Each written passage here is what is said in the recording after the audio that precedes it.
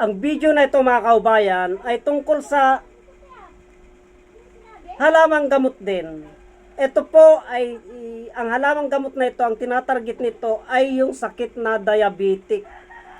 Sakit na diabetic mga kaubayan, ito po yung talbos ng mangga. Yan po, talbos ng mangga mga kaubayan.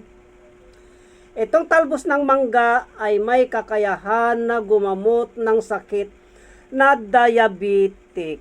Itong talbos ng mangga. Simple lamang po ang paggamit nito mga kaubayan, kung paano po yung proseso, yung paggamit ng talbos ng kasoy ay ganun din po itong talbos ng mangga. Ganito lamang po yan mga kaubayan. Ito, kinukuha po yan, yung malalambot na yan. Kinukuha po na ganyan yan at isinasawsaw ko na po dito sa sauce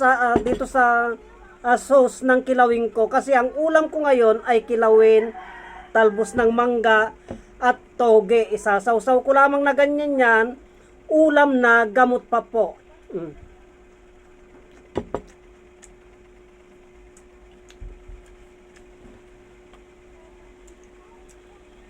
Masarap po. Kung ano po yung lasa ng talbos ng kasoy, ay ganun din po itong talbos ng mangga. Yung pakla po ng talbos ng mangga, yun po ang gumagamot ng diabetic. Yung kanyang pakla po.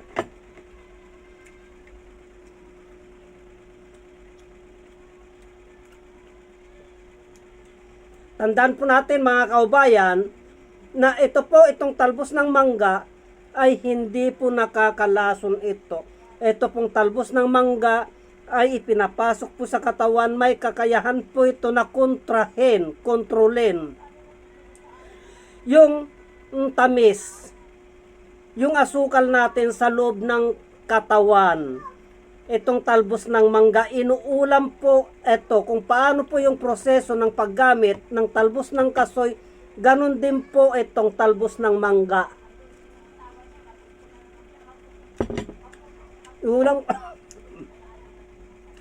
Iulam ko po yan mga kaubayan kasi ang ulam ko, kilawing tawilis, toge, at talbos ng mangga.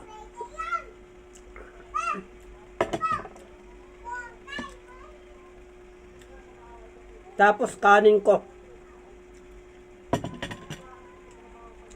Kaya po yan ang naisipan kong ipalabas sa na video ngayon mga kaubayan. Kasi itong managdaang araw, puro matatamis po ang naipasok ko sa loob ng aking katawan, yung aking mga pinupuntahan. Dahil dati na po akong diabetic mga kaubayan, kaya kailangan ko po na yung mga ipinasok ko na yon sa loob ng aking katawan, ay kailangan po kontrain po yung asukal na yon para hindi po ako magkaroon ng diabetic, para hindi po tataas yung asukal ko yung asukal ko sa loob ng aking katawan. So, ano ang halamang gamot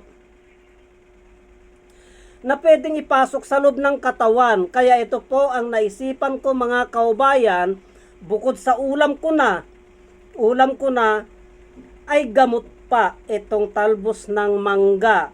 Itong ulamin ko ngayon, kakain na ako.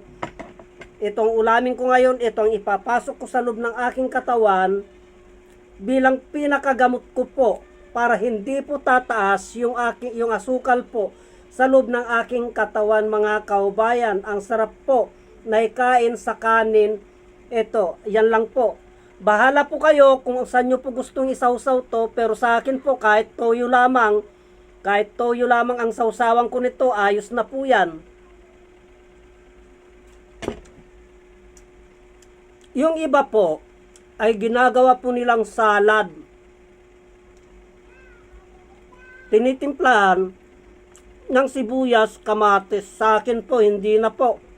Isasawsaw ko na lamang po yan sa toyo pag nagkilaw ako. Dahil mahilig po ako sa kilawin mga kaubayan, isawsaw ko na lamang po dyan. Katulad nito, ang ulam ko po, kilawing tawilis at talbos ng mangga. Ganyan lamang po mga kaubayan. Ginagamot ko na yung aking sarili, nabubusog pa ako.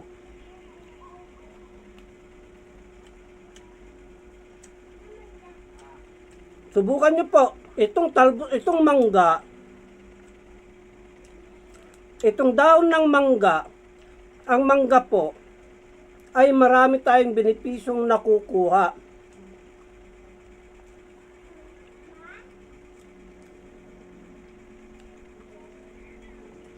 Yung magulang na dahon ng mangga, ang ginagawa po namin doon, linalaga po namin yun para sa pampalinaw ng mata po.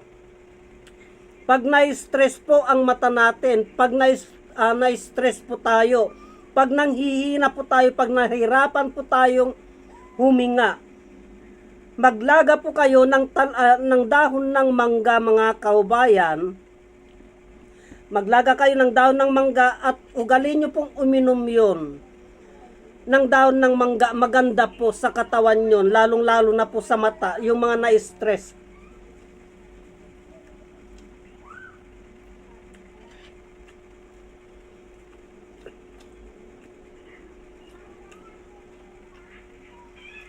Kahit anong klase po na talbos ng mangga, pwedeng Indian mango, pwede yung kinalabaw,